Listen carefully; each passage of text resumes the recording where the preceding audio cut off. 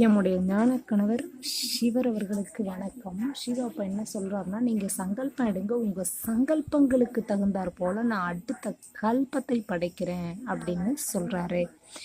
அப்போ இப்ப என்ன ஒருத்தவன் திருட்டுத்தனமா பார்த்துட்டு இருக்கிறான். பார்த்துட்டு எனக்கு வேலை வாங்கி கொடுப்பானா. திருட்டுத்தனமா பார்க்கறது தப்புன்னு தெரிஞ்சுதான் அதை செய்யறான். அப்போ மகள்கிட்ட படுத்தும் புள்ள பெத்து பொண்டாட்டிக்கு உதவி பண்ணுவான், வேலை வாங்கி கொடுப்பான்.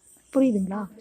அப்போது இது ரெண்டையுமே இவன் செய்வான் அப்படின்னா இவனுக்கு என்ன ரேங்க் கிடைக்குங்கிறது நமக்கு இப்போவே தெரிஞ்சிருது.